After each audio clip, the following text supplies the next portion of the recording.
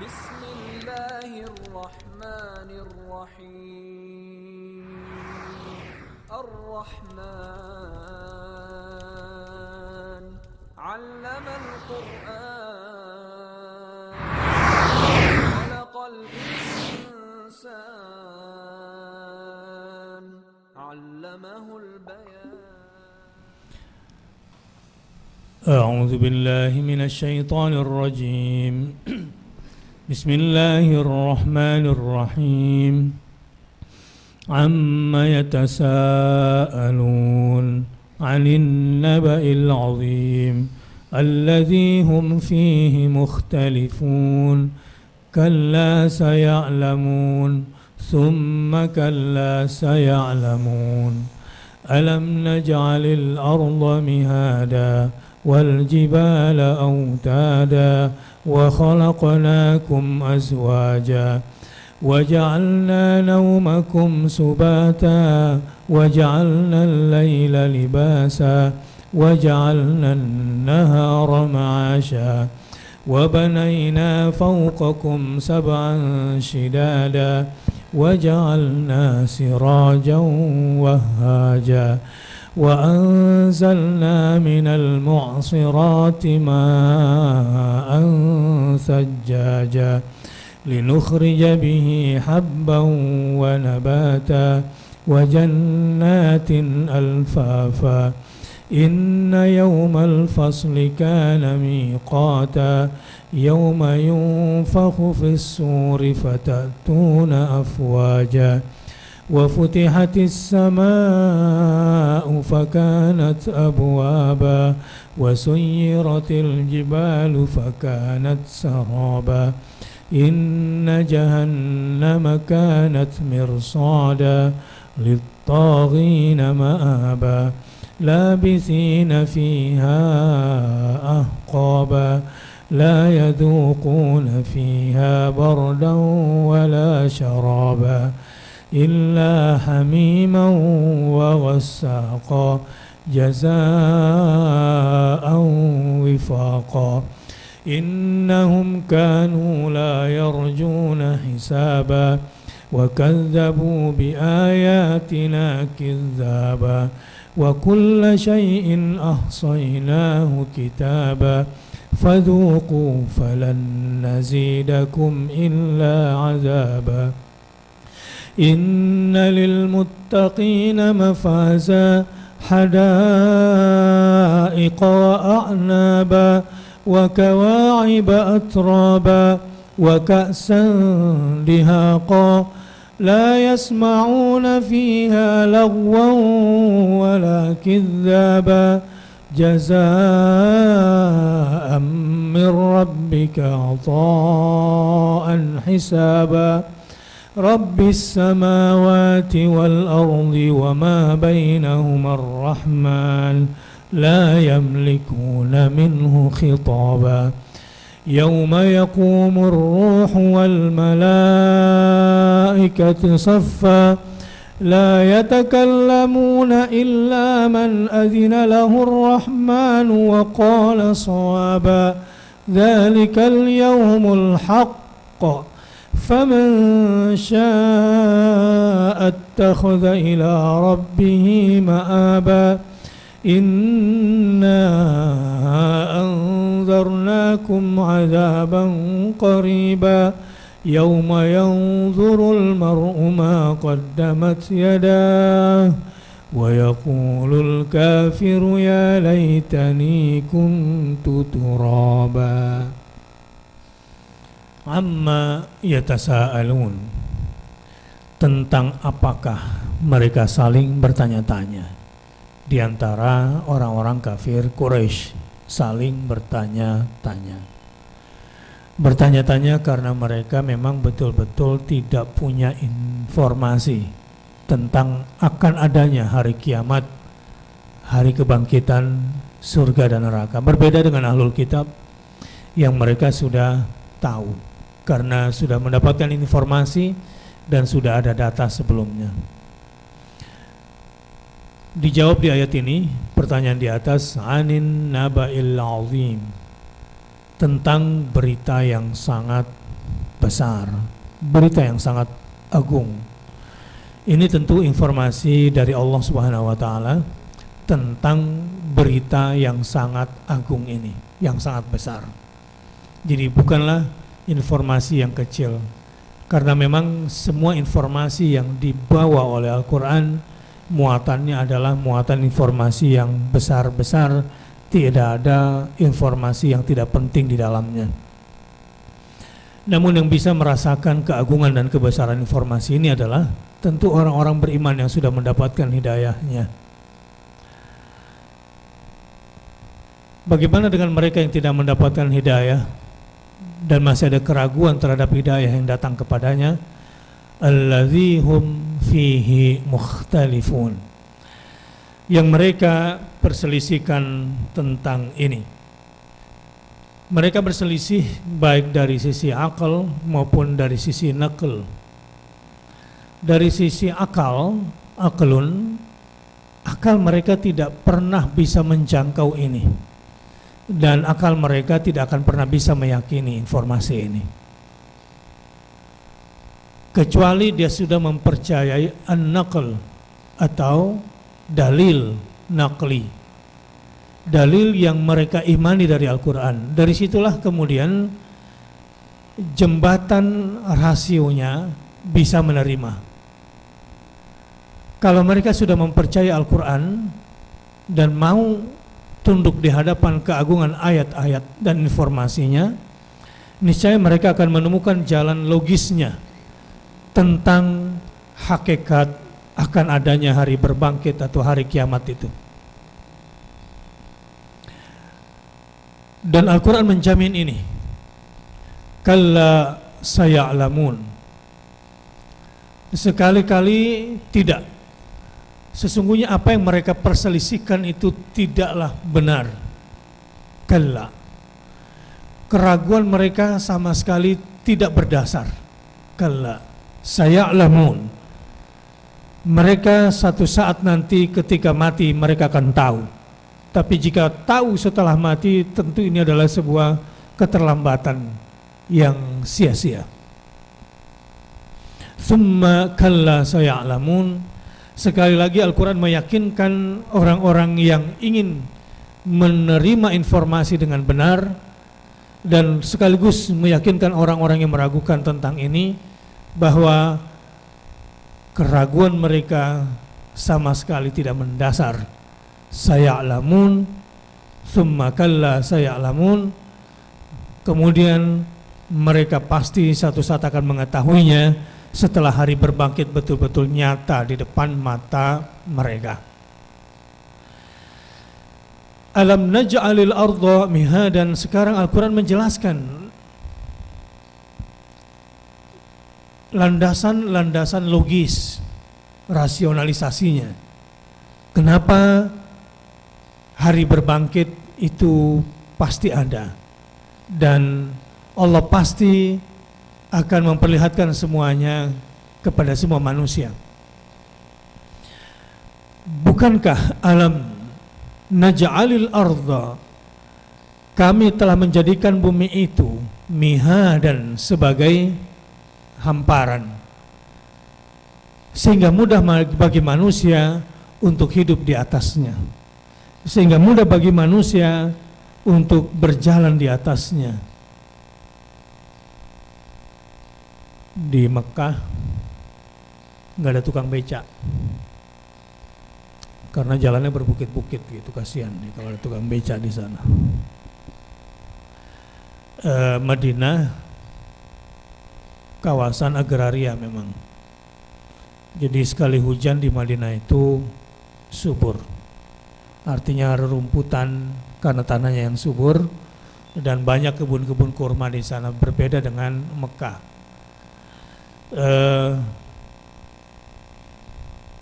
Tapi anehnya di Mekah memang jengkol pun ada, pete pun sampai sana gitu. Karena doanya Nabi Ibrahim yang diberkahi, sementara Madinah adalah doanya Nabi Muhammad SAW yang diberkahi. Madinatul Rasul, Thayyibah, Thayyibah. Indonesia juga dengan semua hamparan buminya yang hijau. Petak-petak sawahnya membuat mata orang-orang Jakarta menjadi tentram karenanya, karena setiap hari melihat duit terus, jadi matanya hijau kalau ngelihat duit. Makanya kalau ngelihat yang hijau bener, seger matanya. Mihada di sini menggambarkan bahwa bumi sebagai hamparan dengan datarannya semua ini, berikut semua yang ada di atasnya adalah tempat yang cocok buat manusia. Berbeda halnya dengan Mars. Memang Mars ada sedikit tanda-tanda manusia bisa hidup, tapi nggak boleh semuanya ke sana, susah. Ya, jangan coba-coba bermimpi untuk tinggal di mana, Saturnus ya. Karena yang ada cincinnya planet apa itu? Planet Sagittarius. Ya, karena mengandung asam yang sangat tinggi sehingga tidak memungkinkan bagi manusia untuk hidup.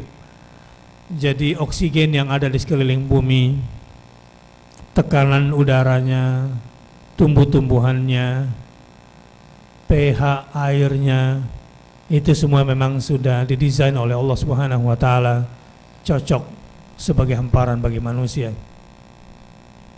Wal jibala autada, dan gunung-gunung sebagai pasaknya.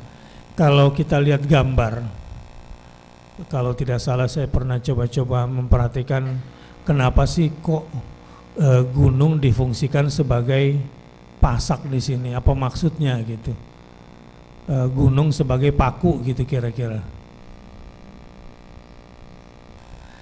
Isyarat-isyarat kata benda di dalam Al-Quran yang menggambarkan tentang ilmu bumi secara makro, ini sebetulnya juga menyiratkan mukjizat Al-Quran yang mudah difahami oleh siapa saja. Mulai dari orang yang paling bodoh, ya sudah gambarkan aja gunung itu sebagai paku. Jadi kalau ditanya sama anak-anak TK ketika lagi jalan-jalan dengan anak atau cucu, Nek atau Mah, itu gunung itu apa sih fungsinya gitu. Jawab aja sebagai paku. Memang ternyata memang demikian. Tentu kalau ilmuwan, para ahli geologi, tentu dia punya definisinya sendiri. Wa khalaqnakum azwaja, dan kami jadikan kamu berpasang-pasangan. Berpasang-pasangan di sini bisa lelaki dengan perempuan, bisa pula sesuatu dengan lawannya. Ada siang, ada malam, ada sakit, ada sehat, ada punya duit, ada ya sesuatu dan lawannya. Biasanya punya duit senang, nggak punya duit susah. Sekarang bisa saja terjadi punya duit susah, nggak punya duit senang. Kecuali orang beriman, di sini senang, di sana senang, di mana-mana hatiku senang. Itu orang beriman. Wa ja'alna, memang kenapa orang mukmin itu senang terus? Ya senang, dia nggak akan tersesat karena jalan itu cuma dua, belok kanan dan belok kiri. Jadi nggak akan tersesat orang beriman. Belok kanan dapat nikmat, bersyukur. Belok kiri dapat musibah, sabar. Syukur tambah nikmat, sabar naik pangkat. Di sini senang, di sana senang. Wa ja'alna naumakum subata, dan kami jadikan tidurmu itu subatan, untuk istirahat. Nah, sekarang kita coba buka tafsir Jalalainnya.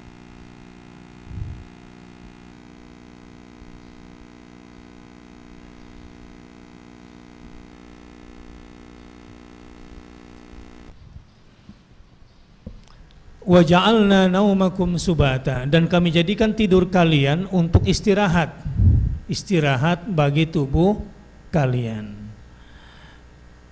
Istirahatnya di sini nggak mesti sepanjang malam tidur terus.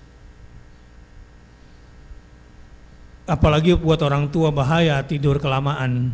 Jantungnya nggak banyak bekerja dalam waktu panjang itu berbahaya. Jadi kalau ada orang tua tidurnya sedikit bersyukurlah.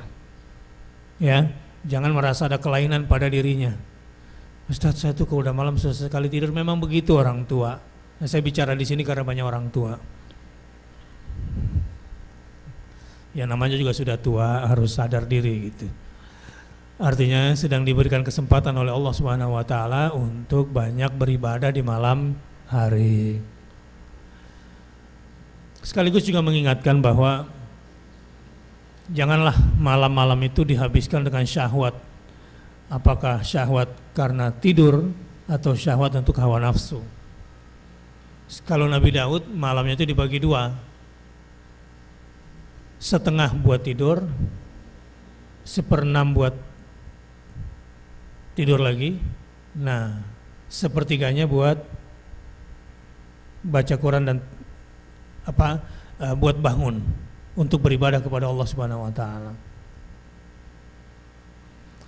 Kalau di dalam surah Al-Muzammil, qumil laila illa qalila nisfahu aw yanqus minhu qalila. Coba lihat, kalau melihat surat Al-Muzammil di sini, kita harusnya tidur itu sepanjang malam atau separuh malam? Separuh malam saja. Qumil laila illa qalila. Bangunlah di malam hari sedikit saja, gitu kan? Sedikitnya mulai dari mana? Nisfahu, separuhnya. Tuh, sedikitnya aja mulai dari separuh. Auzid alaihi, atau ditambahlah sedikit, jadi kalaupun gak sanggup setengah jadi 1/3, jangan langsung 1/4. Itu bahasanya tuh, ini terutama buat orang tua. Orang tuanya umur 40 ke atas.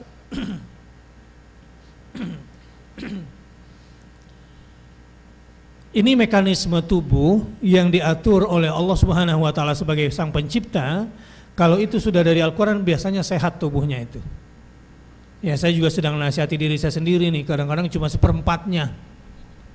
Padahal paling dikit disebutkan nisfahu aw inqus minhu qalila, gitu ya, atau kurangi sedikit ya, paling enggak 1/3 lah. Kalau enggak sanggup setengah. Auzid alaihi warattilil Qur'ana tartila. Dan setelah itu bacalah Al-Quran. Jadi malam sebagai tempat istirahat di sini jadi istirahat jasad dan sebetulnya juga empowering ruh. Jadi menambah kekuatan jiwa bagi orang-orang yang beriman.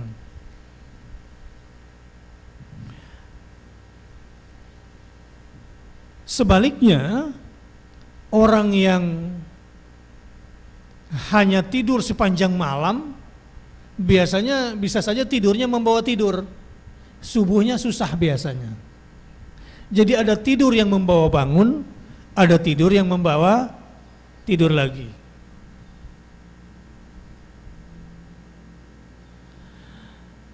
Wa ja'alna al-laila libasa, dan kami jadikan malam sebagai pakaian. Kita lihat hadis yang terkait dengan ini. Qatadah berkata tentang ayat dan kami jadikan malam sebagai pakaian, maksudnya tempat tinggal di situ.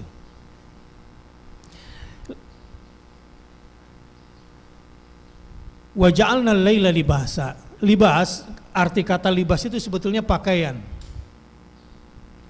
Baju ini, celana ini bisa disebut libas, libasun. Walibasut taqwa. Nah, pada malam hari kita seperti diselimuti oleh Allah Subhanahu wa taala. Wa ja'alna al-laila libasa. Karenanya untung matahari dimatikan malam harinya, kayak pencet saklar gitu. Sebab kalau nyala terus ini tidak sehat bagi manusia.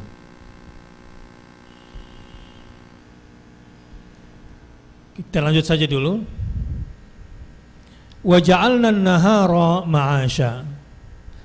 Dan kami jadikan siang untuk mencari ma'asya, penghidupan, yaitu waktu untuk mencari penghidupan. Dalam as-sunnah dijelaskan, maksud saya dalam ayat lain dijelaskan, a'udzubillahi minasyaitonirrajim, wa min ayatihi manamukum bil-laili wan-nahari wa ibtigha'ukum min fadlihi inna fi dzalika laayatin liqaumin yasma'un. Dan di antara tanda-tanda kekuasaannya ialah tidurmu di waktu malam dan siang hari. Oh, jadi tidur bukan cuma waktu malam di sini, juga perlu yang namanya al-qailulah, tidur siang. Tidur siang ini bagus. Waktunya antara zuhur dan asar. Ya. Tapi lebih dekat ke setelah zuhur. Ini sehat. Jadi saya anjurkan pulang dari sini nggak usah kemana-mana dulu, langsung tidur. Kan usai sholat zuhur tuh, ya makan istirahat, ya 10 menit, 15 menit, cukup itu. Ya maksimal 20 menit. Maka udah 1 jam, tambah tidur lagi itu. Di ayat ini digambarkan wa min ayatihi manamukum bil-laili wan-nahar. Dan di antara tanda-tanda kekuasaannya ialah tidurmu di waktu malam dan di siang hari. Kenapa kok tidur itu bagian dari kekuasaan Allah Subhanahu wa taala? Ya. Ngantuk saja ini amanah dari Allah Azza wa Jalla. Bisa ngantuk itu nikmat. Dan bisa tidur itu juga nikmat. Bisa lupa itu nikmat. Bayangkan kalau nggak bisa lupa, ingat terus orang yang menyakiti kita, kesel terus. Jadi ini bagian daripada kekuasaan Allah Subhanahu wa taala yang setidaknya bukan hanya secara psikis, secara fisik orang yang dimampukan tidur ini bagian daripada kuasanya Allah Azza wa Jalla. Ada banyak manfaat tidur siang. Tapi nggak boleh lebih lah dari 30 menit itu udah maksimal. Yang bagus 20 menit. Juga nggak bagus kalau malam tidurnya kebanyakan. Yang normal itu setengah malam saja.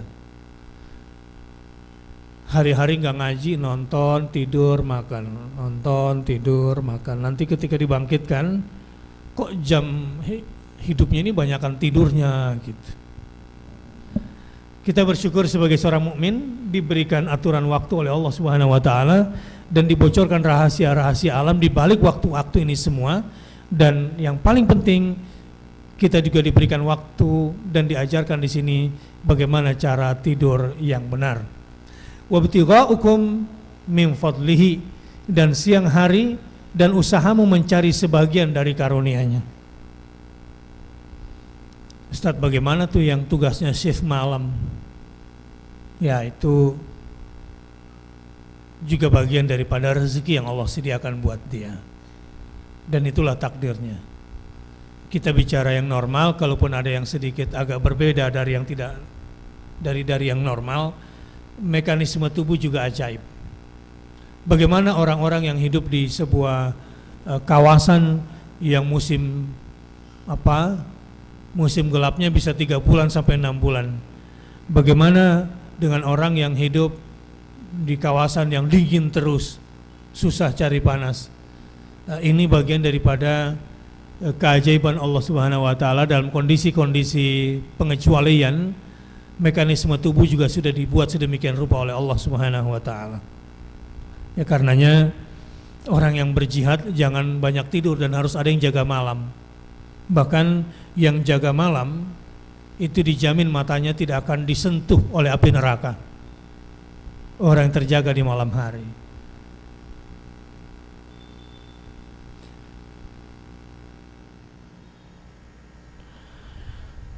Wa banaina fawqakum sab'an shidada,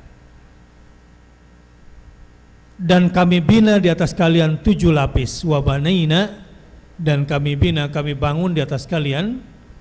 Fauqakum, fauq kalau dalam bahasa Arab ala ini di atas persis, kalau fauq ini above gitu ya, above dia. Dia berada di atas tapi tidak menyentuh. Fauqa. Karenanya disebutkan di sini langit itu wa banaina fauqakum, dan kami bina di atas kalian sab'an 7 lapis. Maksudnya langit yang berlapis 7. Was-samaa'a banainaha bi'aidin wa inna lamusi'un. Dan langit itu kami bangun dengan kekuasaan kami, dan sesungguhnya kami benar-benar meluaskannya. Memang berpikir tentang cakrawala, mendalami tentang seluk-beluk langit ini selalu indah dan selalu menemukan hal-hal baru bagi yang mau memikirkannya. Langit, orang-orang sekarang baru tahu kalau ada 7 lapisan atmosfer dan teman-temannya itu. Mungkin yang paling luar apa namanya, ionosfer atau apa namanya. Tapi masing-masing lapisan-lapisan langit itu memang punya fungsinya sendiri. Sampai bagaimana frekuensi gelombang suara ya dipantulkan dari satelit dari langit ya sampai lapisan ionosfer untuk kemudian dikembalikan lagi ke bumi, sehingga tercoverlah seluruh permukaan bumi untuk mendapatkan informasi. Langit ini dibikin 7 lapis oleh Allah Subhanahu wa taala dengan fungsinya masing-masing. Tapi di ayat ini ada yang menarik.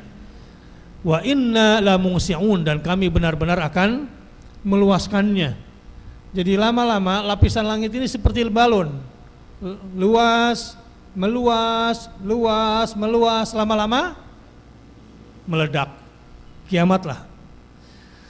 Jadi ilmuwan sekarang yang mau berpikir tentang langit dan lapisan langit dengan mudah bisa mengimani akan adanya hari kiamat atau hari kebangkitan. Memahami langit dalam bentuk, memahami kiamat dalam bentuk langit yang terus meluas seperti balon akan meledak, menjadi mudah bagi para ilmuwan mengatakan bahwa akan ada yang namanya kiamat itu. Memahami bahwa adanya tidur dan adanya bangun menjadi yakin bagi mukmin bahwa akan ada hari kebangkitan. Meyakini bahwa bumi dijadikan sebagai hamparan dan langit sebagai naungannya, sebagai atapnya, ini menunjukkan bahwa tidak ada yang gratis di dunia ini. Semua pasti akan dimintakan pertanggungjawabannya jawabannya pada hari kebangkitan nanti. Jadi ya, sampai di sini kita harus berpikir betul bahwa segala sesuatu pasti akan dimintakan pertanggungjawabannya sampai di akhirat kelak.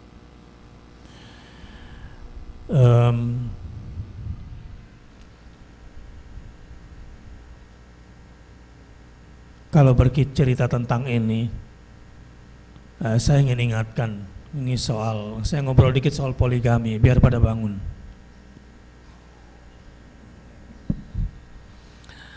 Bagi laki-laki, anggap aja nggak ada perempuan dulu sebentar. Poligami seringkali disalah persepsikan oleh laki-laki. Dia membayangkan tidur di atas kasur yang empuk bersama istri barunya yang halal. Terbayanglah oleh dia, lalu dicarilah pembenaran-pembenaran dalilnya. Dia lupa bahwa tidak seperti itu memandang poligami. Ada efek keakhiratannya. Jangan cuma sampai di lapisan selimut itu. Yang kedua, perempuan juga sering salah memahami. Seakan-akan poligami itu berasal dari Islam.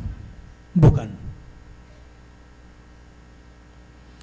Poligami itu bukan dari Islam. Islam hanya membatasi dari budaya yang sudah berjalan di muka bumi sebelum Islam datang. Sebelum agama yang dibawa oleh Muhammad SAW datang. Nabi Sulaiman konon istrinya cuma 700.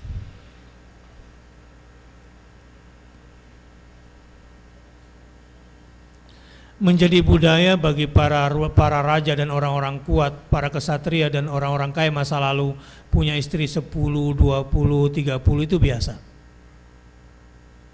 Jadi poligami bukan dari Islam.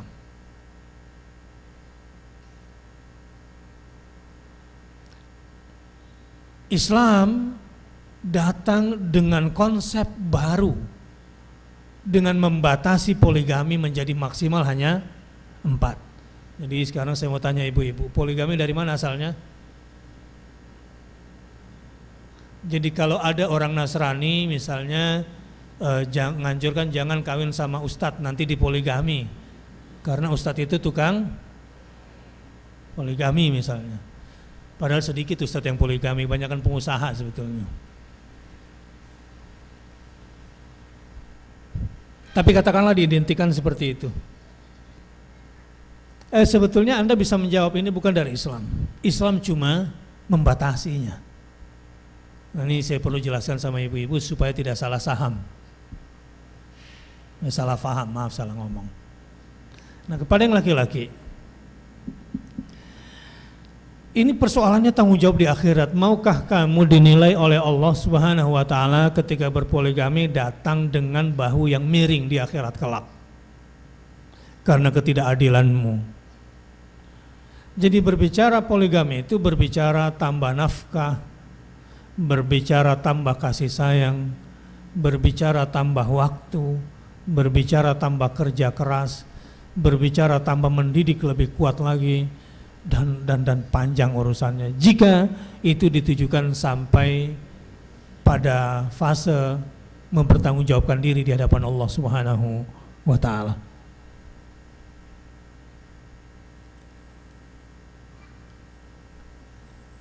Sampai di sini, mudah-mudahan persepsi kita tentang poligami tidak lagi keliru.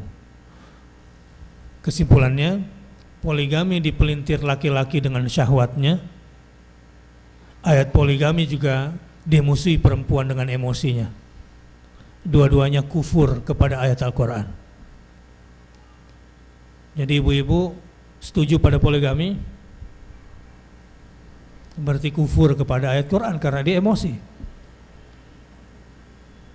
Ibu-ibu mau bilang enggak, walaupun enggaknya itu kayak orang India begini-begini, harusnya kan begini-begini.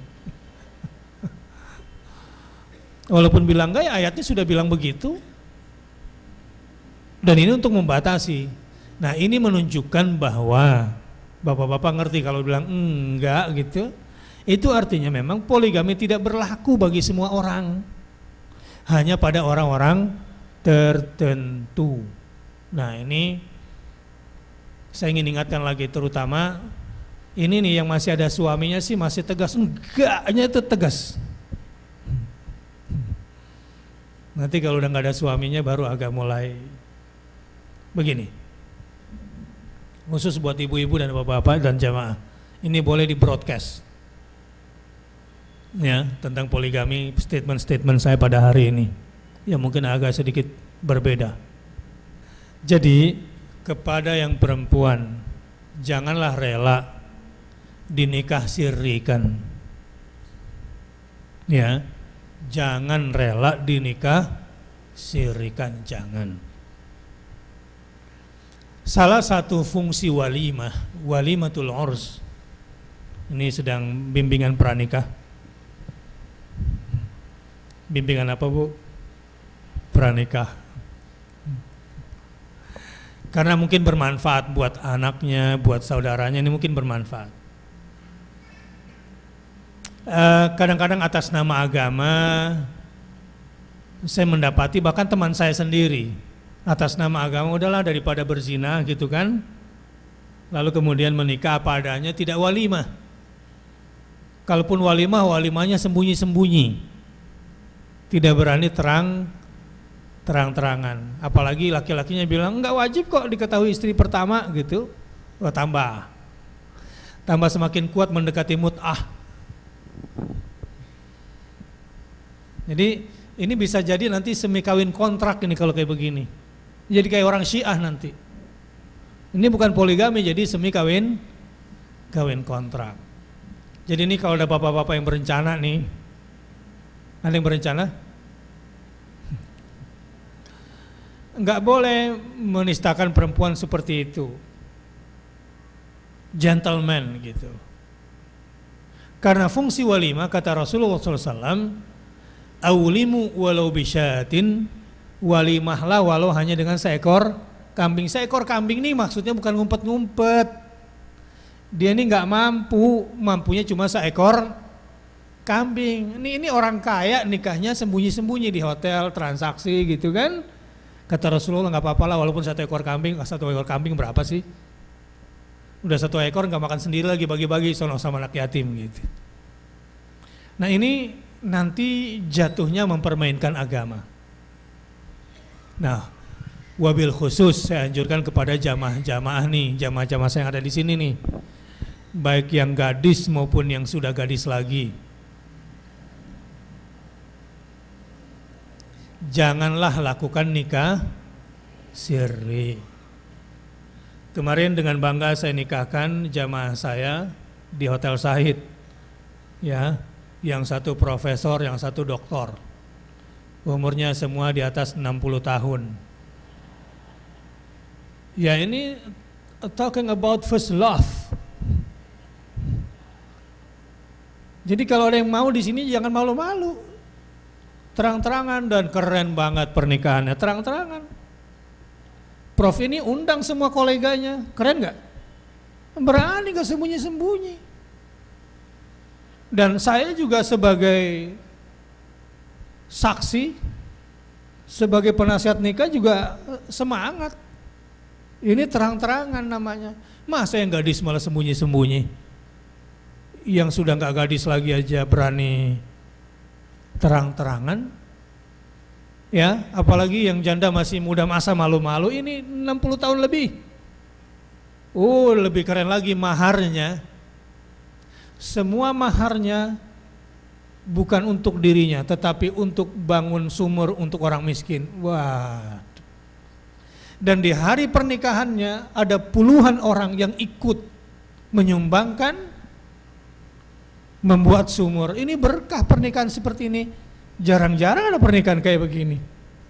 Jadi kolega-kolega si profesor, kolega-kolega si ibu dokter ini, ayo, ini mahar saya sudah saya kasih nih, buat bikin sumur. Yang lain ada nggak ikut? Wah, daftar satu-satu. Ada yang satu sumur, ada yang dua sumur. Begitulah. Ini kalau terang-terangan itu berkah. Tapi atas nama agama, tapi sembunyi-sembunyi, ini berbahaya nanti ujungnya.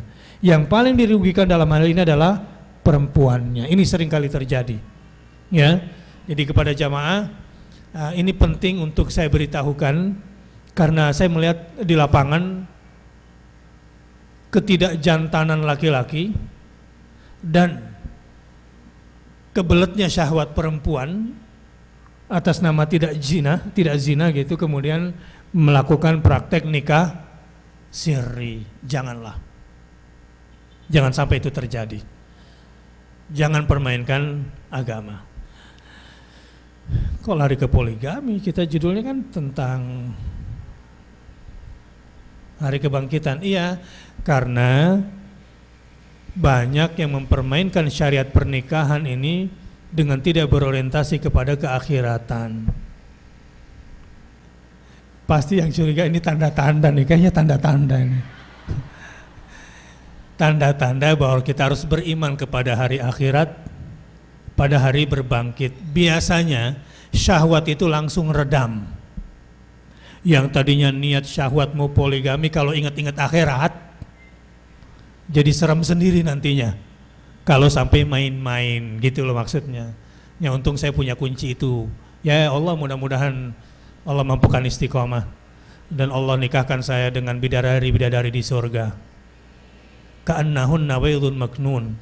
Mereka itu mulusnya seperti telur rebus yang baru dikupas. Kalau ada lalat nempel, tek jatuh dia. Saking mulusnya dia itu. Enggak ada lotionnya. Oh, bidadari macam-macam bentuknya di surga, Pak. Ada bidadari boleh jadi pasangan, ada bidadari khusus jadi pelayan, ada bidadari khusus dipandang saja. Mandangnya aja kita udah kelepak-kelepak, Pak. Nggak kepikiran lagi sama bini yang di dunia, Pak.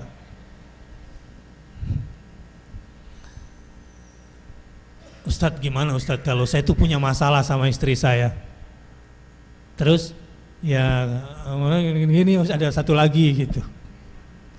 Pak, yang namanya perempuan, ini anggap aja nggak ada perempuan di sini. Istri yang sekarang memang ada setannya, tapi bukan berarti istri yang kedua nggak ada setannya, Pak.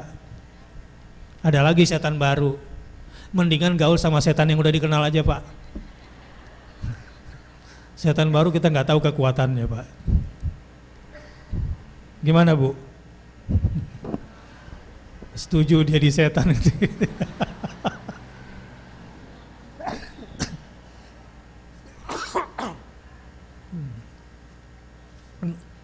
Jadi kalau kita ingat tentang hari kebangkitan, hari akhirat, insya Allah kita akan menjadi kuat. Saya tuh kalau ngobrol sama orang-orang yang manis-manasin saya,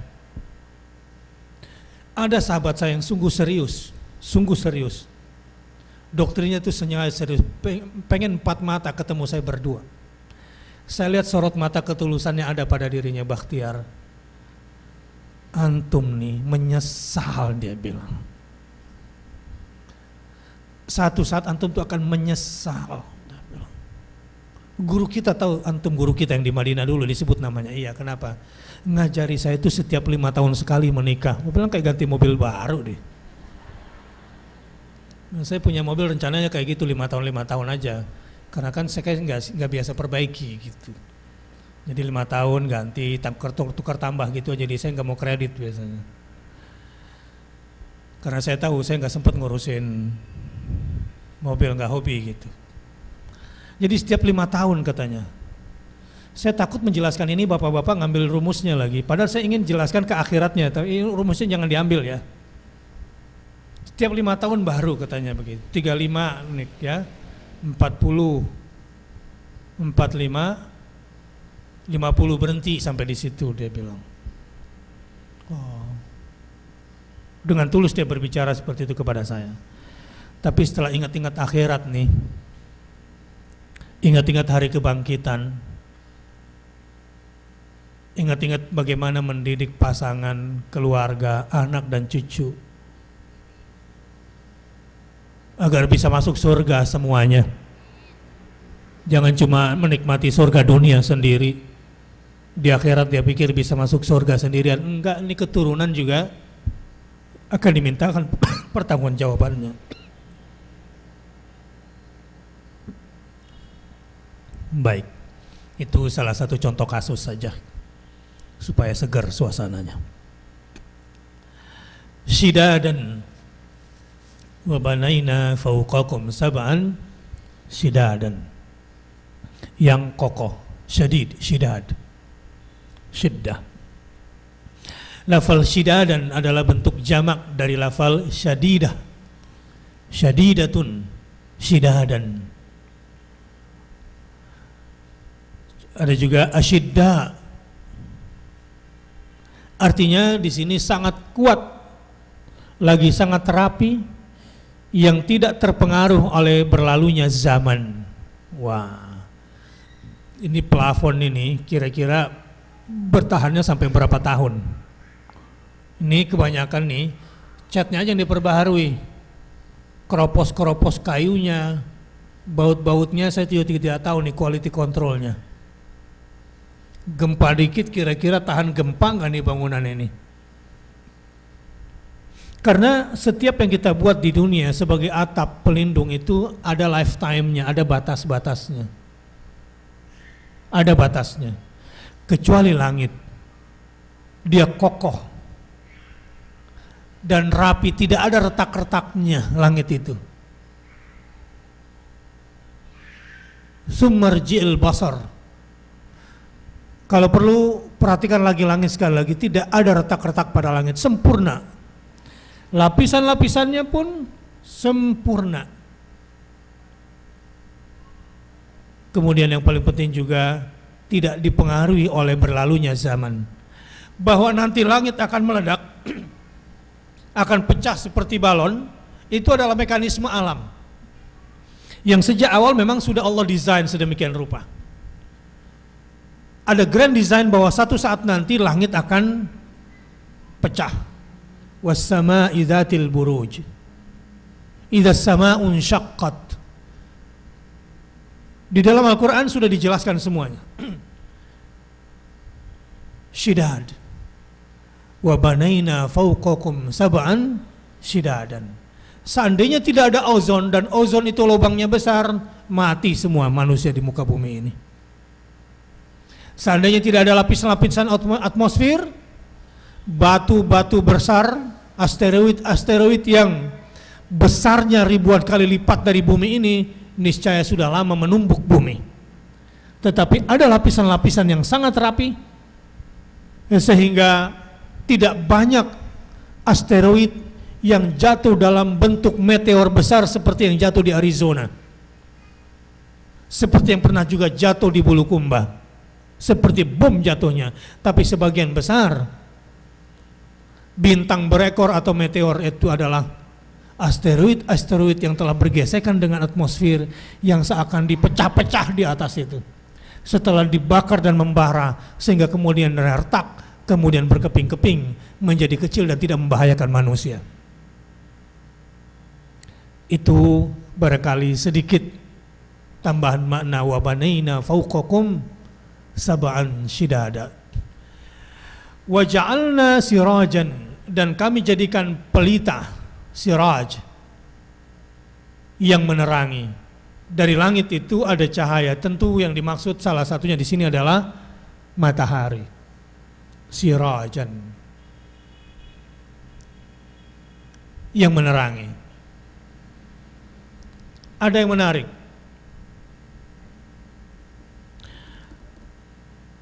Kata-kata sirajan dan muniron sama-sama terang artinya. Sama-sama terang.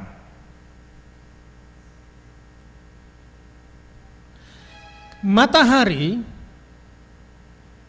kata penerangnya menggunakan istilah siraj. Kata bulan menggunakan penerangnya menggunakan istilah muniron. Apa bedanya sinar matahari dengan cahaya bulan? Mana yang benar? Cahaya matahari, sinar rembulan, atau sinar matahari, cahaya rembulan? Mana yang benar? Pasti bingung. Untuk matahari, yang betul cahaya atau sinar? Apa bedanya sinar sama cahaya? Oh, perlu buka kamus bahasa Indonesia ini. Kamus bahasa Indonesia bisa nggak membedakannya? Apa bedanya sinar sama cahaya? Wajahmu bercahaya atau bersinar kalau wajah itu?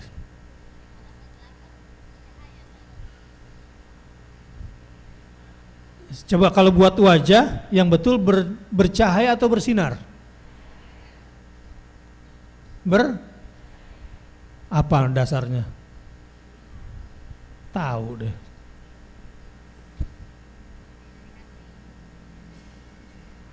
Ini saya buka kamus bahasa Indonesia. Sinar sebagai noun, sebagai nama. Satu, pancaran terang atau cahaya. Titik-titik bulan, cahaya, sinar bulan.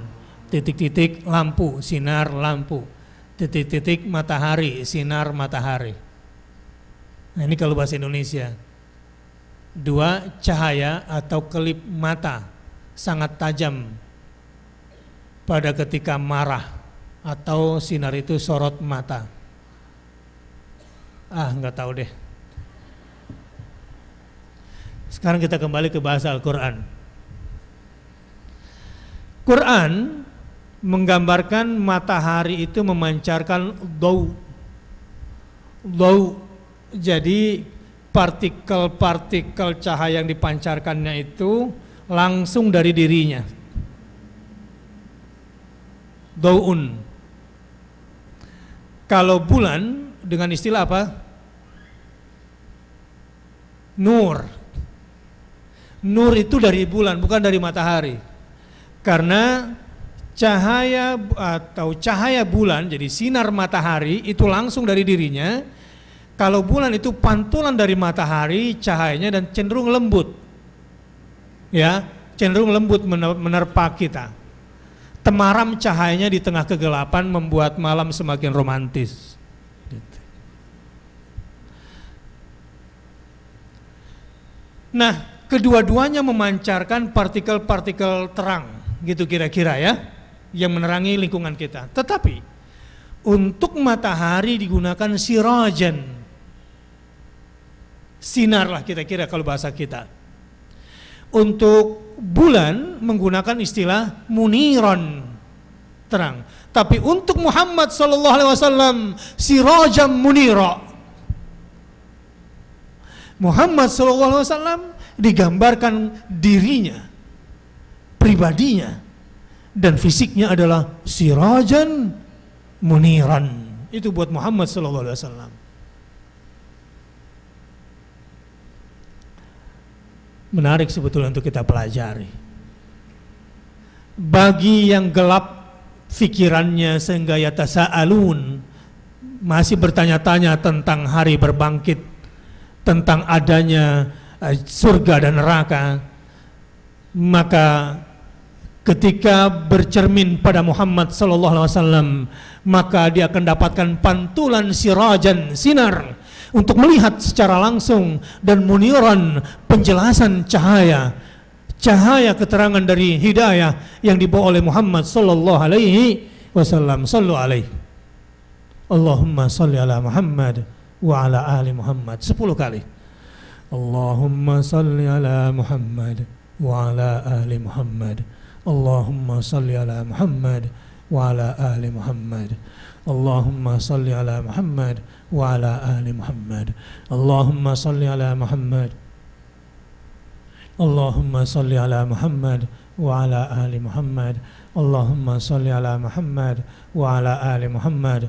Allahumma salli ala Muhammad wa ala ali Muhammad. Allahumma salli ala Muhammad wa ala ali Muhammad. Ini buat yang lupa zikir pagi salawat 10 kali. Masih ada rentang waktunya. Sekarang sudah jam 11:30. Dari matahari terbit sampai sebelum zuhur, ini waktunya kita untuk zikir pagi, untuk berselawat kepada Rasulullah sallallahu alaihi wasallam. Wa ja'alna sirajan. Jadi yang dimaksud di sini sirajan di sini matahari atau bulan? Matahari. Wahaja, yang amat terang. Yang dimaksud di sini adalah matahari. Sirajan wahaja, megah sekali itu cahayanya, sinarnya. Dimanapun ada lubang di muka bumi, walau hanya sekecil lubang jarum, niscaya akan dimasuki oleh partikel-partikel sirajan wahaja.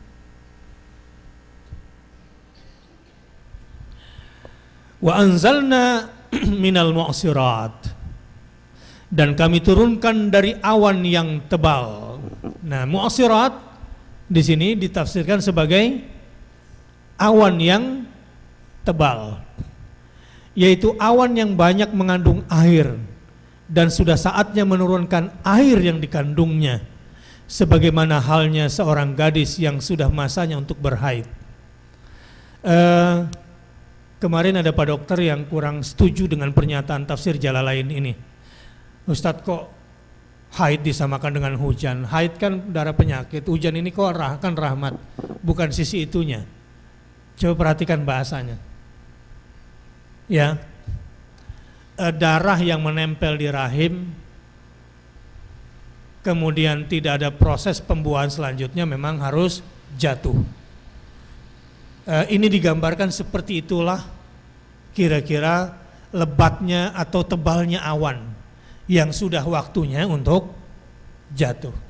Mu'sirat. Ada yang menafsirkan juga mu'sirat di sini sebagai riyah, angin. Ada yang menafsirkan juga ini sebagai hujannya. Jadi bisa angin, bisa awan, bisa hujan. Tafsir Jalalain mengambil definisi mu'sirat di sini adalah apa? Awan yang tebal yang kandungannya memang sudah waktunya untuk disiram ke bumi karena diracik sendiri oleh Allah dalam mekanisme alam yang bernama awan itu.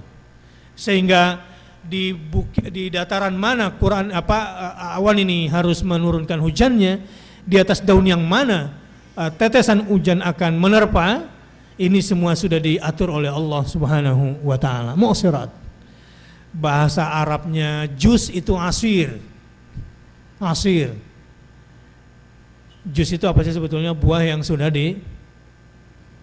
diperes. Ya. Peresannya itu jadi asir, mu'sirat. Jadi yang turun ke bumi ini bukan sekedar air sebetulnya. Ada kandungan-kandungan kimia yang dibutuhkan oleh benih-benih yang sudah siap disirami di bumi ini. Karenanya yang disemprotkan oleh sperma itu bukanlah sekedar air, tetapi ada zat-zat yang dibutuhkan oleh sel telur. Nah, disinilah proses kemudian kenapa haid jatuh dan kapan haid kemudian tidak jatuh, tidak tumpah. Nah, melihatnya dari sisi itu. Jadi ini bukan masalah hujan sebagai rahmat atau darah haid sebagai darah kotor, bukan. Tapi lebih dari sisi ingredientnya dan kelebatannya. Jelas ya? So tahu saya kadang-kadang. Wa jannatin, dan dari hujan itu, ma'an sajjaja, air yang tercurah, artinya bagaikan air yang dicurahkan itu, gitu, yang tumpah ke bumi itu. Kita lihat keterangan Qur'annya. A'udzu billahi minasyaitonir rajim. Sama-sama. Wa arsalna ar-riyaha lawaqih fa anzalna minas samaa'i maa'a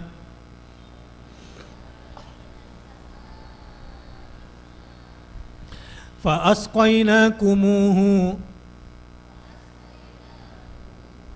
wa ma antum lahu bikhazinin. Dan kami turunkan hujan dari langit, lalu kami beri minum kamu dengan air itu, dan sekali-kali bukanlah kamu yang menyimpannya, dan sekali-kali bukanlah kamu yang menyimpannya. Ini menarik ini. Ini salah satu gambaran ilmiah sekaligus fungsi hujan itu di ayat ini. Allah yang menjelaskannya. Yang pertama, wa arsalna ar-riyaha lawaqih. Proses pertama sebelum terjadinya gumpalan awan, ya, kami kirim dulu angin lawaqih. Ini sudah langsung kita coba lihat terjemahannya Al-Hijr 22.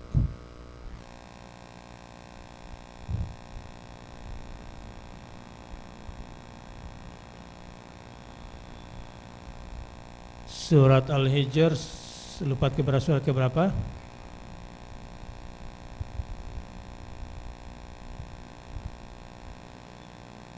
Surat ke-15. Kita buka ayat 22. Nih. Dan kami telah meniupkan angin, ini proses awalnya. Wa arsalna riyaha, ini proses terjadinya hujan. Secara fisika dijelaskan dalam Al-Quran. Ini 1400 tahun yang lalu sebelum manusia mengenal mekanisme hujan secara fisika. Dan kami telah meniupkan angin untuk mengawinkan tumbuh-tumbuhan lawaqih. Ini proses penyerbukannya. Fa anzalna minas samaa'i ma'an. dan kami turunkan hujan dari langit. Fa asqainakumuhu, lalu kami beri minum kamu dengan air itu. Wa ma antum lahu bikhazinin, dan sekali-kali bukanlah kamu yang menyimpannya. Ini kalau pakar astronomi yang menjelaskan pasti dalam ini proses-proses detailnya ini. Tetapi di sini kita mendapatkan 3 poin penting. Yang pertama, adanya angin.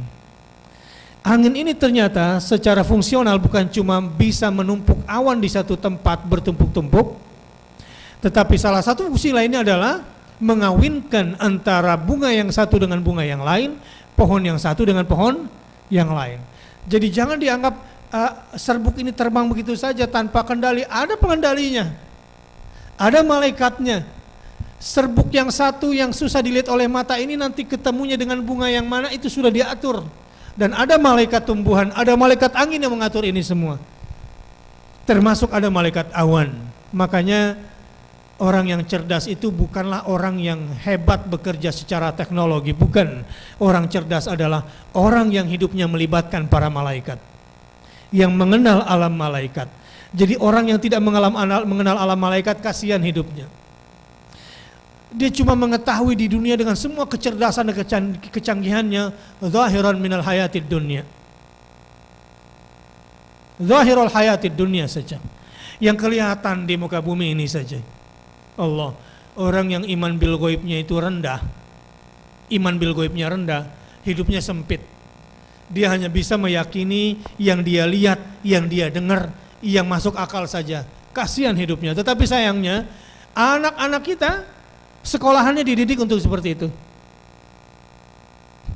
Merasa aman kalau kunci pintu rumah malam hari dengan kunci berlapis-lapis. Pintunya mahal, engselnya mahal, kuncinya mahal, rantainya juga mahal. Tapi Rasulullah menganjurkan, kunci pintu rumahmu sebut bismillah. Tutup pintu, tutup gelasmu. Kalau tidak ada tutupnya pakai tisu. Kalau tidak ada tisu cukup pakai kayu saja karena tidak ada tempat untuk menutup, dan ucapkan bismillah. Asyaiton la yaftahul ina. Karena setan tidak bisa membuka bejana yang sudah ditutup dengan bismillah. Setan tidak bisa membuka pintu yang sudah dikunci sambil membaca bismillah. Ada banyak hal.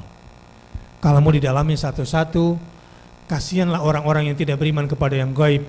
Kasihanlah orang yang hidupnya tidak berorientasi kepada akhirat.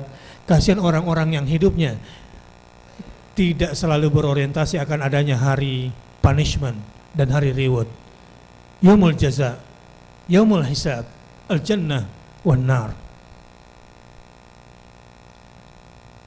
Menarik sekali fungsi hujan di sini. Wa anzalna minal mu'sirati ma'an sajjaja. Jadi Allah yang mengolahnya. Lalu setelah cocok, kan tidak semua air pantas buat minum kan? Ustaz, jadi boleh kita mangap kalau hujan turun? Ya jangan juga. Disitulah fungsinya akal. Di situ fungsinya akal. Tetapi setelah turun hujan di atas bumi kemudian menyerap ke tanah dengan semua mekanisme alamnya, lalu kita meminum air tanah yang segar, maka bisa kita minum airnya. Tetapi yang paling penting di sini juga ditegaskan adalah wa ma antum lahu bikhazinin, dan sekali-kali bukanlah kamu yang menyimpannya, baik menyimpan di atas dalam bentuk awan tebal maupun menyimpan di perut bumi dalam bentuk reservoir air. Itu bukan kamu. Apa ada di antara kita yang bikin reservoir bumi untuk menyimpan air? Tidak. Disuruh bikin sumur resapan aja nggak bikin-bikin. Nanti kalau banjir baru marah-marah. Tempatnya air aja nggak dikasih tempat, yang namanya rawa, tinggal rawa buaya, rawa bebek, rawa apa lagi? Ada rawa sari, ada rawa belong, ada rawa namanya doang. Ketika si air pulang kampung ke rawa disebut banjir. Padahal gara-gara kita tidak memberikan tempat kepada air. Wa ma antum lahu bikhazinin. Kamu tuh bukan cuma menyimpan, tidak bisa menyimpan air bersih. Bagaimana mengalokasikan air aja nggak bisa gitu. Sehingga kamu sebut itu sebagai banjir. Wa ma antum lahu bikhazinin. Tetapi di ayat ini menggambarkan begini sebetulnya. terlalu mudah bagi Allah untuk membangkitkan kamu dari kubur, untuk dibangkitkan dan dimintakan pertanggungjawaban, sebagaimana mudahnya Allah menurunkan hujan dari langit, ya, untuk kemudian ma'an sajjaja, secara lebat air itu diturunkan. Tiba-tiba setelah ada ma'an sajjaja,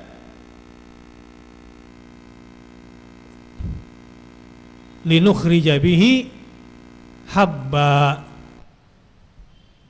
Tiba-tiba setelah hujan turun dari langit, kami tumbuhkan dengan air itu biji-bijian. Jadi ada benihnya sudah. Seakan-akan air itu membawa bukan cuma benih, bahkan pupuk-pupuknya, sehingga cocok dengan tanah yang ada yang tadinya tidak mengandung benih atau tidak mengandung pupuk. Wallahu a'lam bishawab. Tiba-tiba jadilah benih.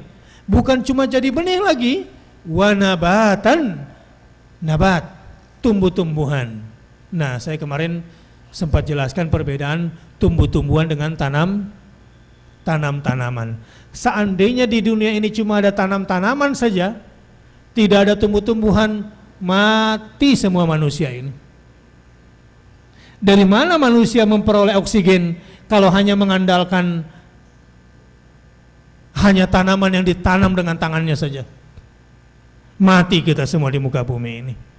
Untung ada tumbuh-tumbuhan yang tumbuh sendiri tanpa kita tanam. Ada yang menarik, waktu saya ngobrol dengan Pak Dirjen, Dirjen titik-titik di bawah Depdagri, Ustadz, 1 tahun Ustadz, untuk menghijaukan Indonesia kita sudah siapkan 6 triliun lebih Ustadz. Bibit dan benih sudah kita siapkan. Seandainya laut itu bisa kita hijaukan Ustadz, benih yang kita punya di Indonesia ini cukup untuk menghijaukan laut. Saking banyaknya benih yang sudah disiapkan. Muncullah program baleho-baleho, ya, ini menanam 1 juta pohon, ini sekian ribu pohon, yang ujungnya mati semua. Karena untuk pencitraan gitu. Karena tidak percaya pada rakyat, dia pikir dia yang nanam kemudian dipotret, kemudian jadi punya jabatan, dia pikir pohon mau dibohongin kayak gitu. Yang jagain pohon tanam-tanaman tiap hari itu rakyat. Jadi kalau dikasih rakyat yang nanam pasti disayang. Kalau yang cuma untuk pencitraan biasanya cuma tanam pertama doang, ya nyiram sambil foto gitu. Tanaman juga makhluk Allah yang membutuhkan kasih sayang. Bahkan ibu-ibu diajak ngobrol lagi bunga anggreknya itu. Ya karena dia adalah makhluk hidup, makhluk Allah Subhanahu wa ta'ala yang juga butuh sentuhannya. Dan saya ingin katakan, seandainya tidak ada proses wa anzalna minal mu'sirati ma'an sajjaja linukhrija bihi habba wa nabata wa jannatin alfafa, niscaya mati semua manusia di muka bumi ini. Seandainya manusia boleh bernafas sesuai dengan pohon yang dia tanam, mati kita semua. Begitulah mudahnya bagi Allah untuk membangkitkan kita kelak di akhirat. Seperti kamu tidak bekerja untuk menjaga kehidupan kamu sendiri, maka Allah juga mudah bagi kamu untuk membangkitkan kamu dari awal lagi. Wa jannatin, setelah hujan itu turun, bukan cuma tumbuh-tumbuhan saja, tetapi ada jannat, ada juga kebun-kebun baru atau taman-taman yang baru. Bahkan taman itu alfafan, yang lebat tumbuh-tumbuhannya. Lafal alfafan bentuk jamak dari lafal lafifun yang wazannya sama dengan lafal syarifun yang bentuk jamaknya adalah asyrafun. Jadi alfafan. Jadi banyak kebun dan kemudian lebat sekali kebunnya. Jamaah rahimakumullah, dari sini kita harus bersyukur dengan adanya tumbuh-tumbuhan. Dan sebetulnya orang yang tidak menanam pohon itu hutang nafas. Hutang nafas sama orang yang menanam pohon. Jadi berbanggalah. Saya kemarin dapat bibit ada pepaya jeruk, ada bibit apa lagi, saya beli pot sengaja untuk itu. Sekarang sudah besar-besar semua, lagi nggak ada, udah kehabisan tempat untuk menanamnya. Jadi mungkin saya kirim ke pesantren, sana pesantren sini, mangganya juga bagus-bagus. Nah, kemarin juga ada kayu sengon saya tanam depan rumah udah tinggi sengonnya itu. Ya Allah, betapa durhakanya ya orang-orang yang menebang hutan secara sembarangan. Saya nungguin pohon saya ini sampai bertahun-tahun dan melihatnya itu lurus, tinggi, bagus sekali. Ketika ada ulang tahunnya almarhum Pak Asrul Harahap, beliau Bapak Sengon Indonesia, saya dikasih salah satunya sengonnya itu, Bapak Sengon, lalu saya tanam depan rumah. Sekarang ya lurus, ini kira-kira tingginya udah kayak tembok ini nih. Setiap saya buka pintu ke jendela rumah, saya selalu perhatikan untuk menikmati dan mensyukuri nikmat Allah Subhanahu wa taala yang menumbuhkan ini semua. Karenanya ini bukan soal jiwanya romantis atau tidak romantis, laki atau perempuan, ini soal bersyukur atau tidak bersyukur menanam pohon ini. Karenanya menanam pohon itu tidak perlu gerakan-gerakan yang aneh-aneh. Subhanakallahumma wa bihamdika asyhadu an la ilaha illa anta astaghfiruka wa atubu ilaik. Wassalamualaikum warahmatullahi wabarakatuh.